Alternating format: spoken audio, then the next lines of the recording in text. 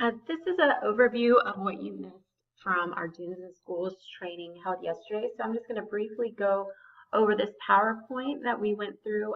It corresponds with the teacher training packet that can also be found in your Edmodo classroom. So if you want, you should go ahead and download that so you can follow along as we go through this PowerPoint. So just to begin, Dunes and Schools is offered through the Choctawhatchee Basin Alliance.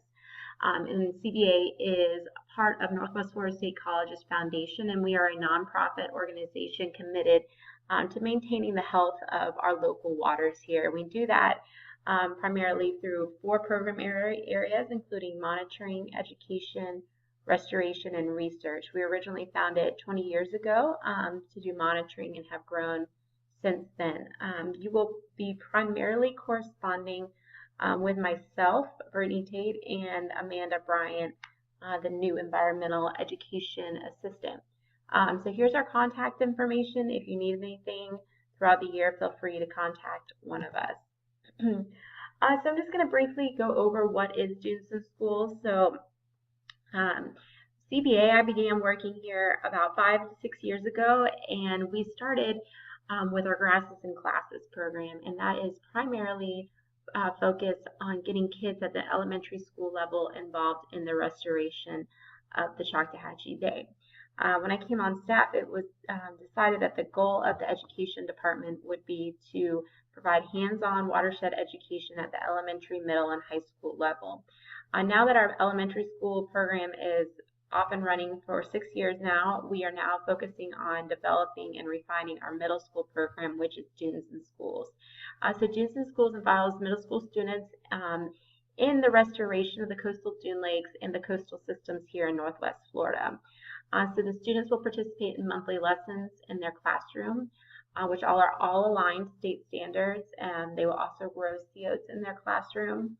And all this is provided through grant support in particular. So there are 7 lessons involved with the Dunes and Schools program. CBA will be required to teach 4 of those 7 lessons, while we are asking you to teach 3 of those lessons. In October, you will be provided with a large bin of all the supplies you will need for all the lessons you will be instructing.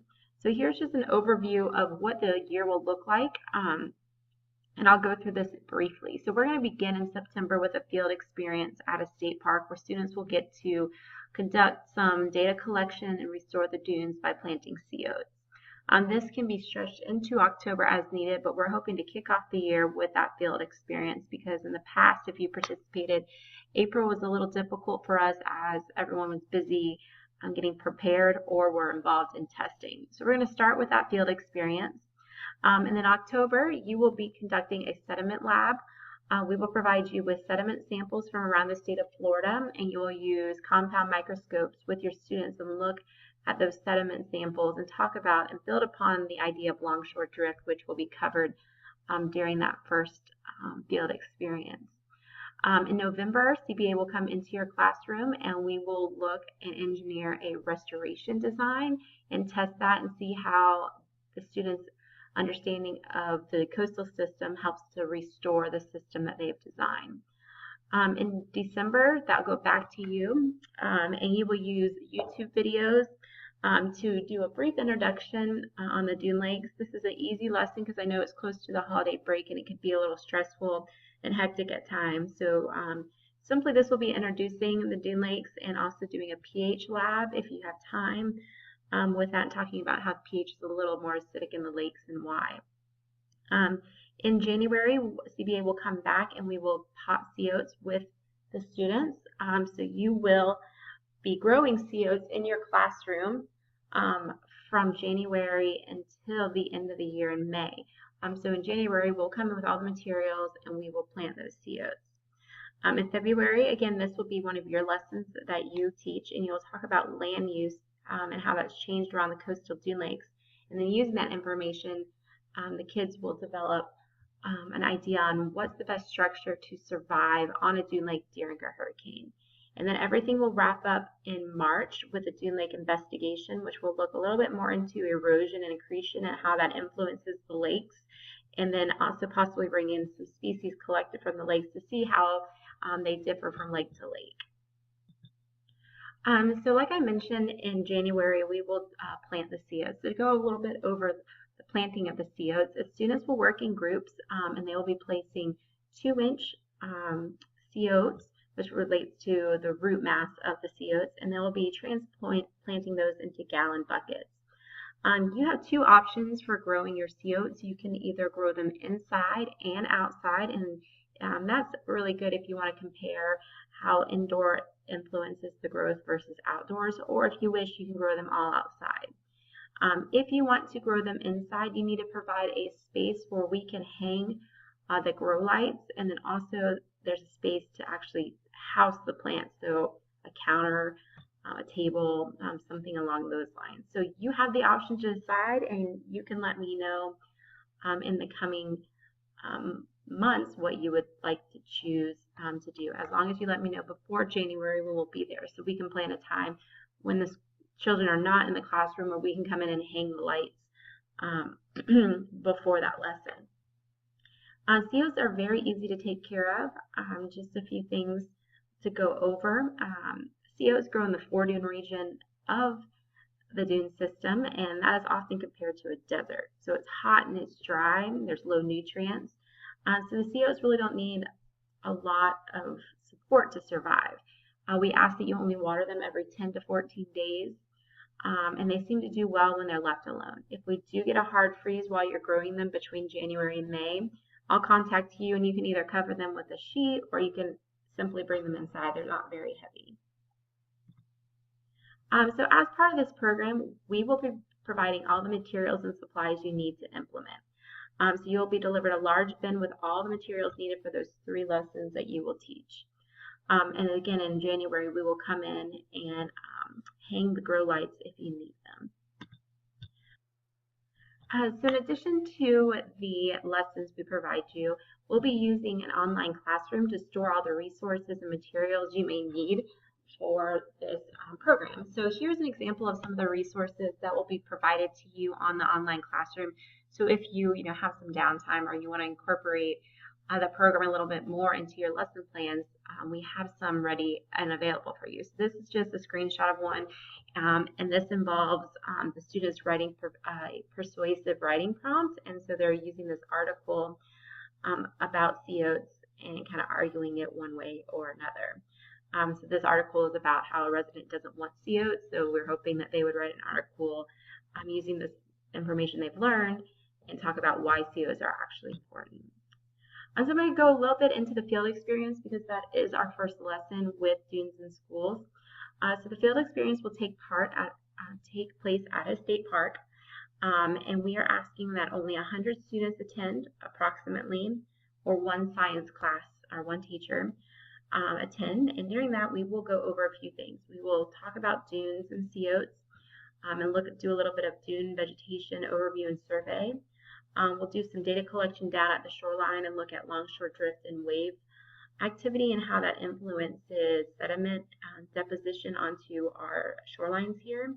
And then we'll wrap up with a CEOs planting, and the students can have lunch if they like. This year, we are limiting the field trips to only 2 hours. So this will hopefully reduce the amount of heat exhaustion, and also reduce maybe the amount of time that students have to be out of the classroom. I can answer any questions about this. If you'd like, just feel free to email me or call me. Like I said, we're going to hopefully take all these field trips here in the next few months. You have the opportunity to choose which state park or park you would like to attend. So you can go to Topsail and Santa Rosa Beach or Grayton. And also we have the option of Henderson Beach and Beasley Park. I just want to go over briefly what students should bring. Definitely make sure that they are prepared to be out on the beach and in the sun. So sunscreen, hats, sunglasses, clothes that they will be comfortable in the sun in, a water bottle, and flip-flops. So I'm going to briefly go over the responsibilities of you as a teacher related to the field experience and us here at CBA. So your responsibilities are to reserve your buses. A majority of the schools participating, your buses are covered through grants. So in Okaloosa County, all schools participating, you are covered through the Okaloosa Science Grant. In Walton County, please contact me and I'll let you know if there is a grant dedicated to covering your buses. But it's still your responsibility to call the bus barn and get those buses booked. You also need to confirm dates with me. And if you have time in that teacher packet that you were provided in this training, there is some background text. So if you have time, this is not required. If you have time, you can let the kids read some of those texts.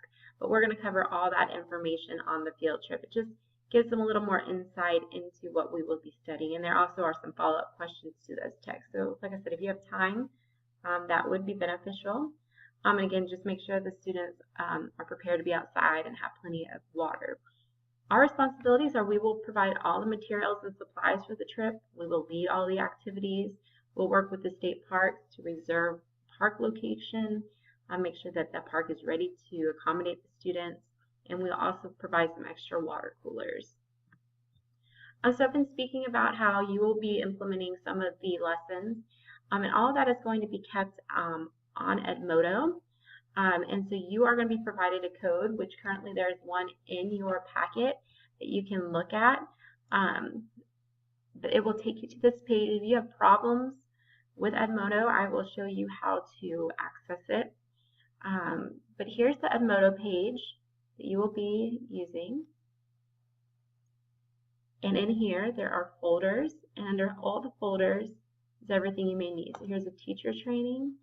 And under here, you will see all the materials for the teacher training. So when it's your turn to teach the lesson, you can just go in here and pull the information off that you need. There'll be recorded PowerPoints so that you can just put it up on the board and you won't even have to teach if you don't want. There'll be training PowerPoints so that you can learn how to teach if you wish to teach it. And the lesson plan, worksheets, everything will be in here. But the students themselves will receive worksheets in a folder at the beginning of the year, so you don't have to print those off. Those will all be provided. So for your involvement, we're asking you to participate in monthly lessons and implement those 3 by yourself using the supplies that will be provided in that big bin. And if you're in Okaloosa County and wish to get professional development points, you are required to fill out an artifact. Those artifacts are just going to be a 5-question worksheet, and those will all be housed again on that Edmodo account. We are also going to upload all the materials you need for each lesson the first Tuesday of the month, and from 4 to 5 p.m. during those first, from 4 to 5, we will be available to comment and communicate with you on that website, so you can get on there. If you have any questions, we can communicate back and forth. You're not required to be there this entire time, but just know that we are available on Edmodo the first Tuesday every month from 4 to 5 to communicate. If you are receiving professional development in Okaloosa County, you will receive points for this activity. We ask you to take care of the plants, actively water them. We want you to schedule and attend a restoration field trip, and then also report any use of those additional resources in that monthly artifact, or just to email it, just so we know which ones you're using and which ones are beneficial.